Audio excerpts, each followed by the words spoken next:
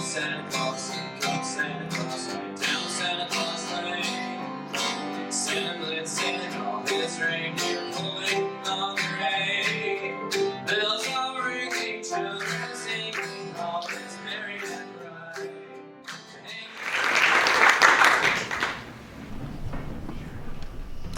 Many years ago, I attended a small church back east where I was in charge of putting on a children's play every year for the Christmas service.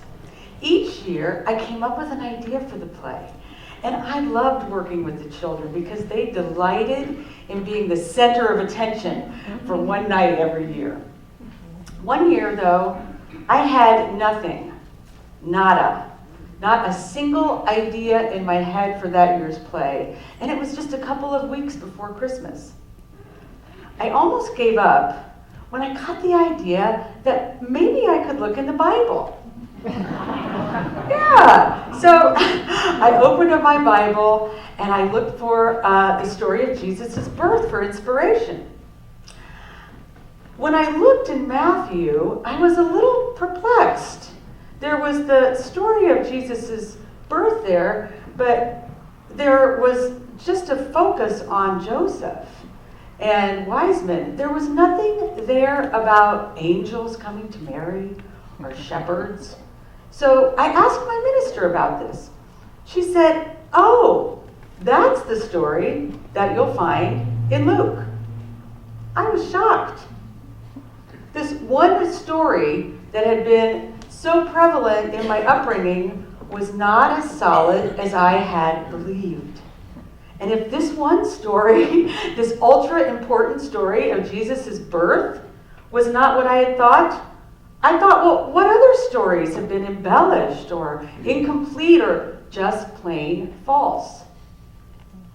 And then I wondered, how do we know when something is true or if it's just made up? Well, I decided to work through that question that year by putting on my play using both stories. And as I wrote and directed and witnessed the two different versions of Jesus' birth playing out on the church stage that night, I got the answer to my question. All stories are made up. Right? Every story, every event that's ever happened in the history of man, even the stories in our most treasured spiritual books, have been written by and passed down via people who are telling the stories from their own perspective. So, how do we know what to believe? Well, what I believe is there's a truth that's at the heart of the most inspiring stories that we feel. And in the story about Jesus' birth, there's a message about God, about God's love and magic. So when I found out I was going to be doing a sermon on the first day of Advent, which is today, I went looking for an Advent story. And lo and behold, I found another two-sided tale. There were two holidays that had been merged into one. There is, of course, the religious holiday that celebrates the birth of Christ that's come to be held on December 25th. But there is another holiday that is totally separate and unrelated that's held on December 6th. In honor of the date of the death of St. Nicholas, also known as the Advent Saint. And so I thought, okay, there are these two stories kind of merged into one, and I got curious about how that had happened. So the holiday that's centered around St. Nicholas is all about fun and presents and the giving and receiving of gifts and laughter and joy. The holidays, they just happen to fall within a couple of weeks of each other, and so for reasons of convenience, they have come to be held as the holiday we know of as Christmas. I have a particular love of the festivities that surround the holiday of Christmas. For me, this is the one time of year when it's acceptable to believe in magic. It's even encouraged. And I love Santa Claus, because for me, there's that feeling of truth, that essence level, the heart of the story of Santa Claus. And I just happen to know that Santa Claus is related to St. Nicholas.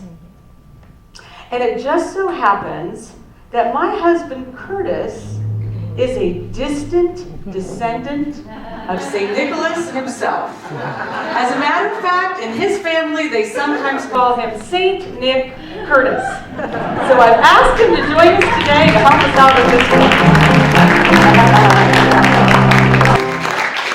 All right. Okay, so Curtis, tell us a little bit about this saint that has so impacted this holiday festivities we have. It will be my pleasure.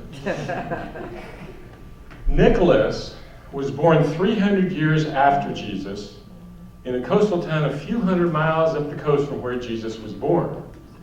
His parents were Greek, and they died in an epidemic when Nicholas was a wee bairn, little boy. The official history has that Nick was raised by his uncle, a Christian bishop. Nick grew into a remarkably spiritual young man, committed to giving people the experience of God's miraculous universe. He was the first experiential teacher. He did this. In fact, the most well-known legend of this involved a man in Nick's village who was so poor he had no dowry for any of his 3 daughters, which meant in those days that they'd be sold into some form of slavery. The night before this was to happen, Nicholas crept to their house and through the open window tossed 3 bags of gold. It just so happened they landed in the stockings the girls had drying by the fire. So you can imagine the miraculous experience that this family had the next morning. And this was how Nicholas lived his whole long and prosperous life. He used his wealth, because his parents left him wealthy. He used his wealth in surprising and anonymous ways to give people the experience of God's magic and the miracle of giving and receiving, right up until his death on December 6th. Now, December 6th has been celebrated as St. Nicholas Day in Asia and Europe ever since. It's a celebration that's filled with surprises, the laughter of children, and the giving and receiving of gifts. And it eventually worked its way to America, where it was celebrated for many years. And then during the 1800s in the United States, there was an integration of the celebration of St. Nick's life and Christ's birth, along with a transformation of St. Niklaus into Santa Claus. Hold on. Oh yeah! This happened through amazing, like you can see it happened through many influences. There was a New York satirical essay. There was a long-running series of newspaper cartoons. And there was even a Christmas proclamation by Abraham Lincoln. And of course, some of you may know there was a poem written that had this line, and the stockings were hung by the chimney with care in hopes that St. Nicholas soon would be there. W. Clement Moore. And then it was landed in the culture probably in 1931 when the Coca-Cola Company took a Norman Rockwell painting of Santa Claus from that Christmas cartoon, the newspaper cartoons, and used it as a centerpiece of an ad campaign that has lasted for decades. Eventually, these two holidays were celebrated as one, presided over by St. Nicholas's alter ego, jolly old elf, Santa Claus. Oh, the commercialization of Christmas. Boy, you ain't kidding. Anyone notice the commercialization of Christmas? So growing up, my dad always told me, he said, Kurt, no matter how commercialized it becomes, the essence of Nick's message remains at the heart of Christmas. Magic is real, and the miracle of giving and receiving is exactly how this universe of ours operates. And any child who's ever had any experience with Christmas intuitively understands these truths. And Kat, I know that you, from an early age, understood this. And I'm wondering what fostered your love of Christmas? Well, I have many wonderful memories of my childhood Christmas. But there's one that stands out above all the rest. I was 7 years old, and it was a few weeks before Christmas. I was making my list and checking it twice when I was looking through the Sears catalog, and I saw it. It wasn't a game, and it wasn't a toy in my estimation. It was a dream come true.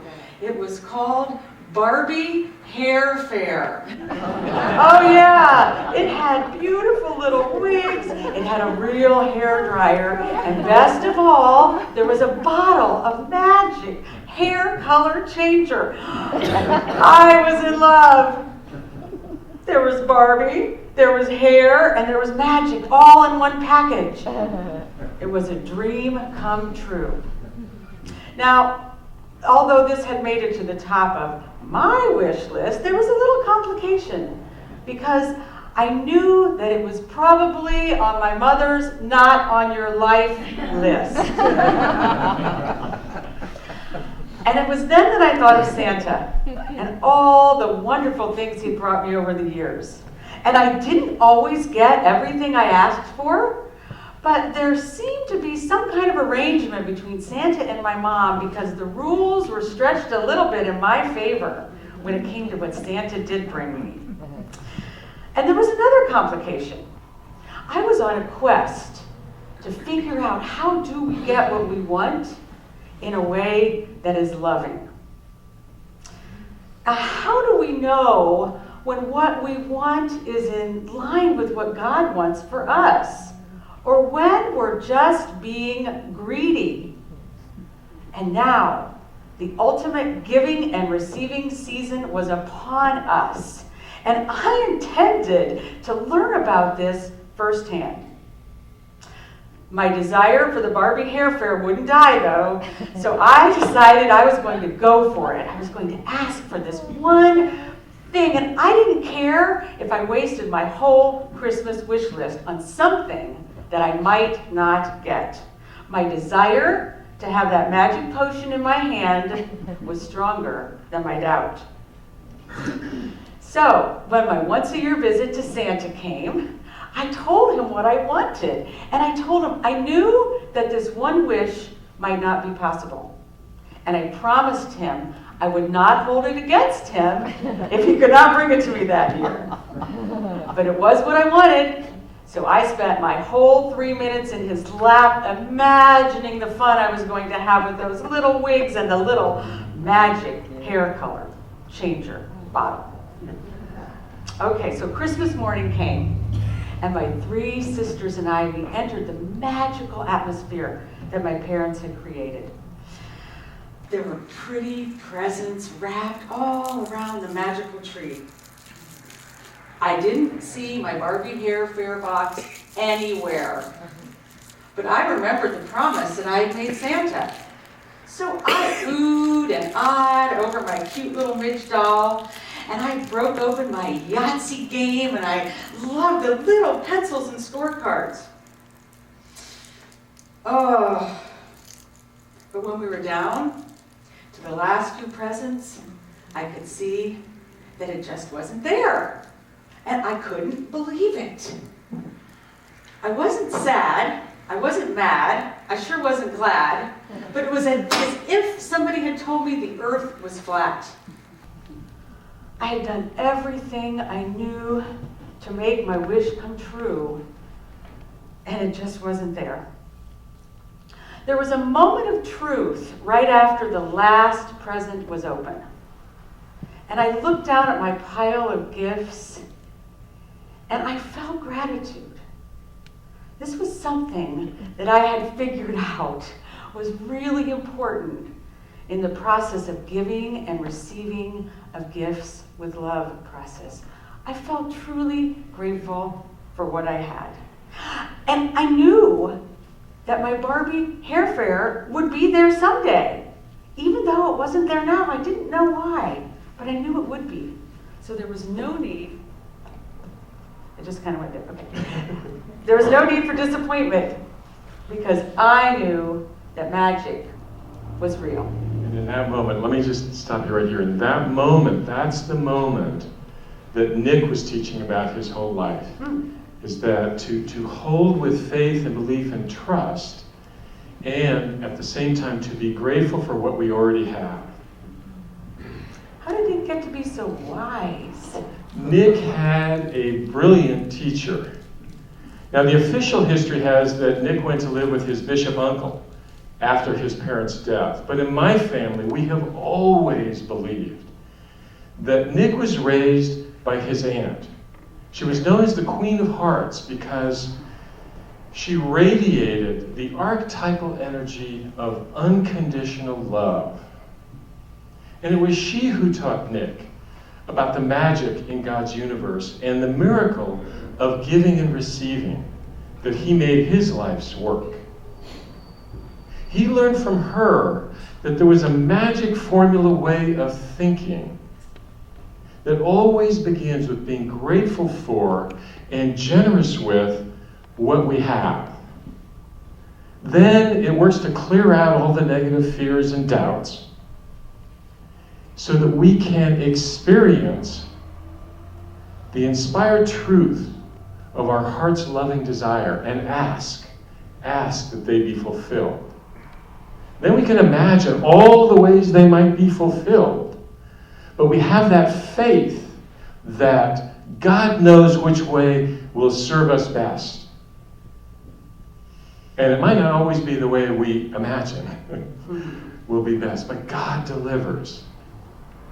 And this is a very real kind of magic, one that Kat, you and I have committed our lives to learning about and living, and then teaching. The book we have, The Magic Formula, our company, the lives that we live. And I know it's not an easy formula to live into always. And I'm wondering, Kat, have you always kept your belief in magic? Well, I'd like to say yes, but the truth is there have been times when I have forgotten that our circumstances have nothing to do with the reality of magic. I know I did when my mother died when I was 12. I have no memory of Christmas after that time until after I was married to my first husband. What happened then? Well, I was a stay-at-home mom with a 3-year-old daughter and a 3-month-old baby boy. And my husband had come home right before Thanksgiving and told me that he was being sued by his business partner. And the suit required that all the business assets be frozen. And so suddenly, and without any warning, we had no income. And it was a few weeks before Christmas, a Saturday morning, and I said to my husband, we need to get a Christmas tree this year. And his answer came from that place of despair. And he told me that he didn't even know how we were going to pay the bills that year, let alone celebrate Christmas. I knew there was this truth in what he was saying, but the thought of no tree for Christmas at my house, wow, it was a depressing thought. And my spirits hit an all-time low. I just couldn't imagine that there would be a Christmas without a tree. So I knew there must be a way. I thought there's got to be a way, though I had no idea what that might be. I knew that I needed to hold true to my desire. So I told my husband, I really wanted to have a tree. And I said, maybe there's a way, even though our finances are tight, that we can make this happen. We have a friend who has a Christmas tree farm, and he owes us a favor. Maybe he'll give us a really good deal. My husband replied, he probably doesn't even remember. So I knew that I needed to hold true to my desire, even in the face of the truth of the financial facts and the negativity that I knew my husband was really keeping him down. And I knew that in order to make magic happen, I needed to take action on my desire. So I planned a trip to the Christmas tree farm the Saturday before Christmas. I didn't know if we were going to get a tree that year, but I knew that an outing would be fun. And when I woke up that morning, I had this really good feeling. I didn't know what was going to happen, but I felt that something was going to work out. I just kept imagining driving up to that Christmas tree farm and smelling that fresh smell of pine. And I imagined my daughter being so excited at the trees that were on display that day. So the morning we got into our car, and there was this magical sparkle on the snow as the sun hit it. The snow that was that kind that's just freshly fallen. And on the way to the Christmas tree farm, everybody was in good humor, which is, sometimes not always the case. With the 3-year-old and the 3-month-old, my daughter was entertaining my son in the back seat. And so we stopped at the post office on the way. And there was the usual bills and some Christmas cards from family and friends far away. I got back in the car, and I opened the card from my grandmother. And there was a picture of Santa Claus on the front. And my daughter got so excited, she started singing Jingle Bells. And I opened the letter my grandmother had written, and something fell out on the floor of the car. It was a check for $500. My grandmother never, ever sent me a check for that much. I was stunned. Even though I had held on to my belief and my desire, $500 was a small fortune to us at that point in time. That was another moment of truth for me. I remember that feeling of joy and wonder as if it were yesterday. A couple of minutes later, we arrived at the tree farm, and our friend greeted us, and he told us to pick out any tree we wanted, no charge, because he wanted to return the favor. And my daughter fell in love with more than one tree that day. And for me, it was really remembering once again that magic is real. That's beautiful, Kat. That's the kind of story Nick loved to hear. He just loved that story. And many, many wise people through the centuries have echoed that message. Mahatma Gandhi said, there is a soul force in the universe which, if we permit it, will flow through us and produce miraculous results. Eckhart Tolle said, acknowledging the good that you already have in your life is the foundation for abundance. And our very own beloved Myrtle Fillmore, co-founder of Unity Church, had this to say about Christmas. There is a most important lesson that we can learn from the faith of the child who hangs his stockings by the fireplace, knowing that Santa Claus will fill them with the gifts that he's been asked to place in it. To learn how to ask, stretch forth the empty hand, and find it filled. Our children are wise in the faith that he who asks receives. The living reality of the invisible supplier. And all these resonate with the essence of St. Nick's message and the true meaning of St. Nicholas Day and Christmas. And by the way, Kat, whatever happened with the Barbie Hair Fair? Well, it happened. It happened that very Christmas when I was 7. Right after I had accepted that my desire would happen one day, and I was feeling the gratitude. My mom was picking up the paper that was strewn all around the room, and my dad casually said to her, "Marguerite, look over there. There's something in the corner." And my eyes followed his, and sure enough, there was a big brown paper box in the corner. And I thought, could it be? Could it be my dreams coming true after all?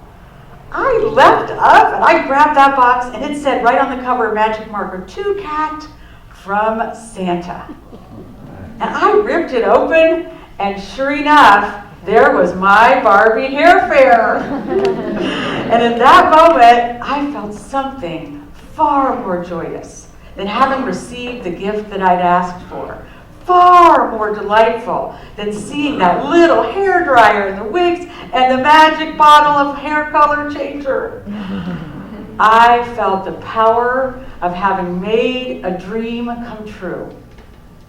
And I knew that there really was a Santa Claus, and that magic was real.